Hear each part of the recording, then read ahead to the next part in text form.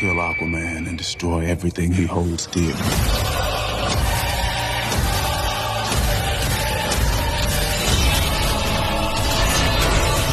Aquaman and the Lost Kingdom.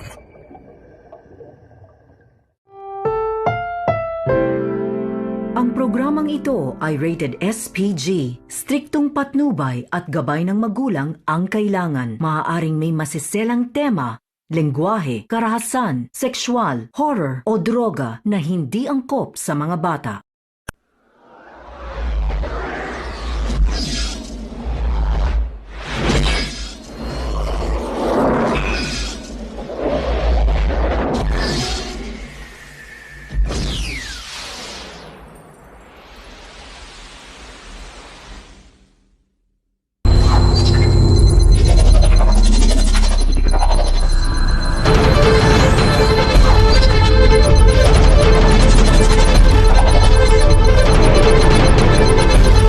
Ito si Alex, isang mabuti at mabait na bata na nag-aaral sa Basak National High School. Siya ay mapursige at matalinong bata na gusto niyang abutin ang pangarap niya na makatapos ng pag-eskwela.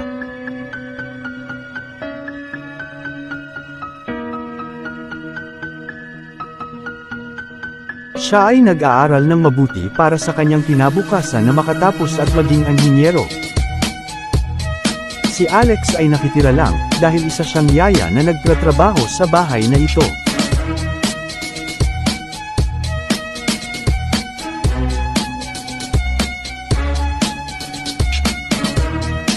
Puyat at pagod na rin siya, pero kailangan pa din niyang trumabaho.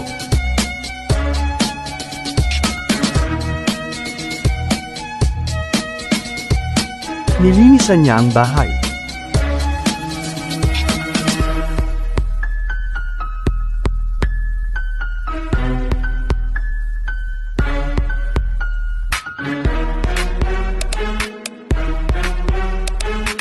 Tapos na siyang maglinis at pumasok na siya sa kanyang kwarto para mag-study. Pagkatapos niyang mag-study ay natulog na siya dahil hindi siya pakainin sa kanyang amo. Isang araw may hindi inasahang nangyari kay Alex.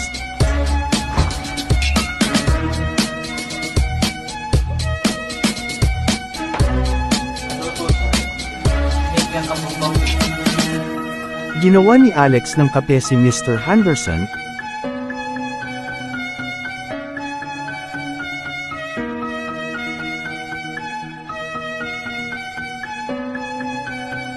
Habang papunta si Alex, nadulas siya at napunta ang mainit na kape kay Mr. Henderson. Aray! Halika dito! Halika dito!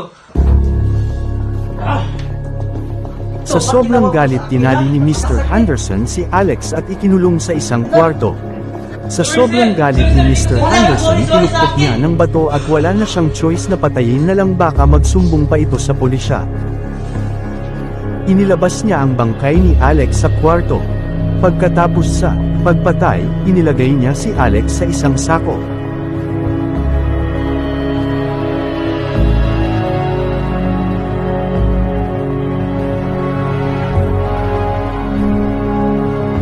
Inilabas niya ang bangkay at inilagay niya ito sa sasakyan.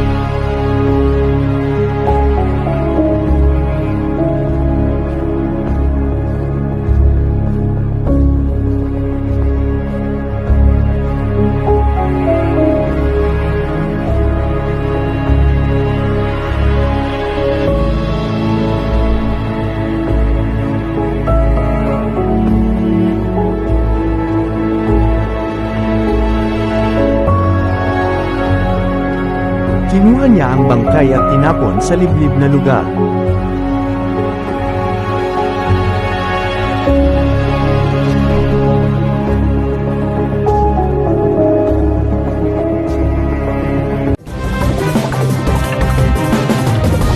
Breaking news, may isang bangkay na tagpuan dito sa liblib sa Barangay Basak, isang batang lalaki na menor de edad. Nagrally ang mga tao para sa hustisya ni Alex, buti na lang nalaman na kung sino ang pumatay. Huwag na kayo mag-alala dahil alam ko na kung sino pumatay. Salamat sir, mga kampan natin yung justisya sa kung sino pumatay. Wala nga naman yun. Pinuntahan ang bahay ni Mr. Henderson ng pulisya na nakarebelde para hindi siya tumakbo habang dinodikip siya. Kasi may warrant of arrest na kami sa'yo. Ay, arrest them. Uy, hindi ako pumatay. Pwede kang manahimik at pwede kang kumuha ng sarili ng abogado.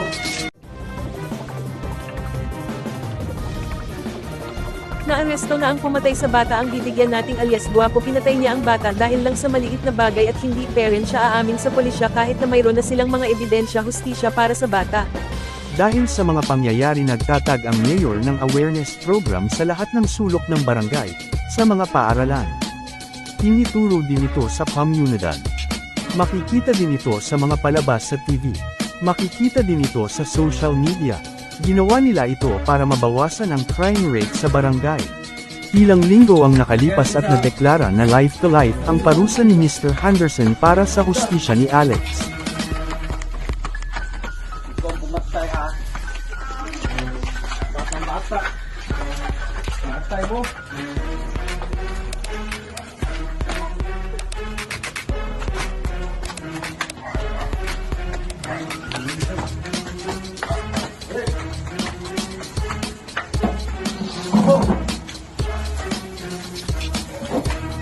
Binugbog siya ng mga pulis para umamin siya sa katotohanan para hindi na siya patayin.